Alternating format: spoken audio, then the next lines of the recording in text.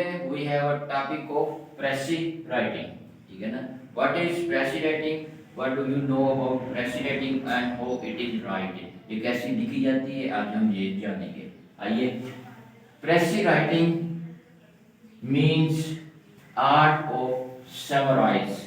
ठीक है ना? Summarize mean खुलासा बयान करना, किसी चीज को कॉम्पैक्ट कॉम्प्रेक्स करके छोटी कर देना साइज में. ठीक है ना? उसमें से इंपॉर्टेंट चीजें निकाल कर उसको अलहदा कर देना, एलिमिनेट कर देना. Precis, the word precis comes from the French word. ठीक है ना? Which means summary. इसका मतलब ही समरी है. ठीक है ना? समरी मतलब खुलासा बयान करना. To eliminate unnecessary or eliminate unnecessary or avoid unnecessary informations. किसी भी गैर जरूरी informations को eliminate कर देना, अलग कर देना, that is called summary or precis writing. What do you know about what is a precis writing? Precis writing means how we eliminate those unnecessary information. कि हम कैसे उस unnecessary informations को अलग करते हैं जो हमारी जरूरत की नहीं है. That is the art of summarizing or precis writing. It is a useful skill. ये बहुत ही useful, meaningful, मायने खेज मकसद स्किल है, हुनर है जो कि हर स्टूडेंट्स को, हर किसी को आना चाहिए. You can acquire for your work, जो कि आपके अपने काम के लिए कैसे हासिल कर सकते हैं. It is not necessary to read something when you know. ये इसलिए ज़रूरी नहीं है कि आप जब कोई चीज़ लिखें तभी आपको प्रेसी की राइटिंग, प्रेसी की ज़रूरत हो या समरी की ज़रूरत हो. It is necessary when you read any information. ये जब भी आपको इंफॉर्मेशन कहीं से भी लिखी हुई चीज़ देखें, उसमें से आपने अपनी मीनिंगफुल इंफॉर्मेशन कैसे निकालनी है, तो वो ही आपकी प्रेसी राइटिंग होगी या समरी होगी. ठीक है ना? इसका मतलब ये नहीं है कि आपने उसको लिखने बैठ जाना है. ठीक है ना? किसी पीस ऑफ राइटिंग में लिखी गई चीज में से भी इंफॉर्मेशन निकालना, वो भी प्रेसिव राइटिंग ही होता है. That is the precis writing. Extract minimum amount in minimum words.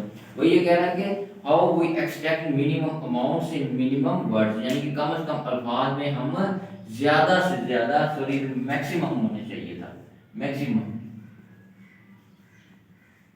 और वी एक्सट्रैक्ट मैक्सिमम अमाउंट, यानी कि मैक्सिमम इंफॉर्मेशन कैसे हासिल कर सकते हैं थोड़े से अल्फाज के अंदर. ठीक है ना? अब इसकी हम डेफिनेशंस देखते हैं. It is a clear, compact, clear वाज़ेह. ठीक है ना? बिल्कुल समझ में आने वाली, अंडरस्टैंडेबल, कॉम्पैक्ट कॉम्प्लेक्स की गई, छोटी की गई. ठीक है ना? इंफॉर्मेशन निकाल कर. Logical, logical means sensible, understandable. ठीक है ना? जिसको हमारी अकल तस्लीम करती हो, एक्नॉलेज करती हो. ठीक है.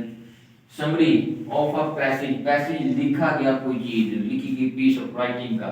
इट प्रिजर्व्स, प्रिजर्व्स महफूज करती है, प्रिजर्व करती है. ओनली द एसेंशियल और important ideas of the original, original works के किए दिए गए में से उसके अंदर जितने भी एसेंशियल जरूरी और इंपॉर्टेंट आइडियाज या फिर इंपॉर्टेंट जो कि बहुत ही अहम होते हैं हमारी किसी भी इंफॉर्मेशन के लिए, वो हम लेंगे. उसके अलावा कुछ भी उसमें से ओरिजिनल वर्क से नहीं लेंगे. नेक्स्ट आ जाते हैं हम इसकी क्वालिटीज पर कि इसके अंदर क्वालिटीज कौन कौन सी, इसके कैरेक्टरिस्टिक्स या फीचर्स कौन कौन से हैं. सबसे पहले क्लैरिटी. क्लैरिटी मतलब वजाहत, डिस्क्रिप्शन, डिस्क्रिप्टिव होना चाहिए. that information which you take from original passage, that is a very descriptive and very concise. वो आपकी डिस्क्रिप्टिव होनी चाहिए कि समझ में आने वाली चाहिए. ये ना हो कोई और अनरिलेटेड आपने अननेसेसरी इंफॉर्मेशन वहां से उठा ली है. करेक्टनेस, उसके अंदर करेक्टनेस होनी चाहिए. That's why it's mean facts,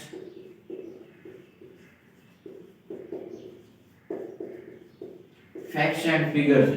original work के अंदर जो भी दादुशुमार दिए गए हैं वो बिल्कुल वैसे के वैसे शामिल होने चाहिए. उसमें कोई चेंजिंग नहीं होनी चाहिए किसी भी तरह की कैलकुलेशंस में. Objectivity, one thing is the objectivity and one thing is the subjectivity. Subjectivity is that thing which we include our opinion in the written passage.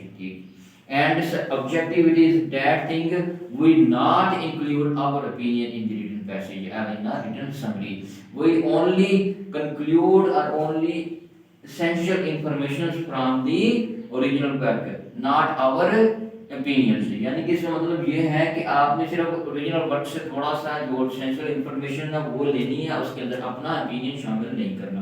Objectivity का मतलब कोहेरेंस, कोहेरेंस का मतलब भी हम पहले पढ़ चुके हैं, लॉजिकल होती है, अंडरस्टैंडेबल, सेंसिबल, रैशनल, अकल में आने वाली कोई चीज़ के वो फैक्ट्स एंड फिगर्स वाकई अकल में आने वाले हैं या नहीं है, जो चीज़ उसने बयान की है कि क्या वाकई वो सच है या नहीं, ऑथेंटिक है या नहीं है। एंड नेक्स्ट है कंसाइजनेस, कंसाइजनेस मतलब मुख्तसर करना, मुख्तसर करना। इसमें यह है कि वैसे तो समरी का जो 1/3 ऑफ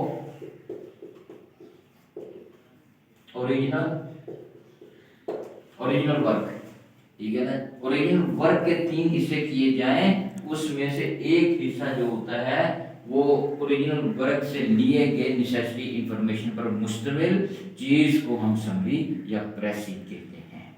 थैंक यू।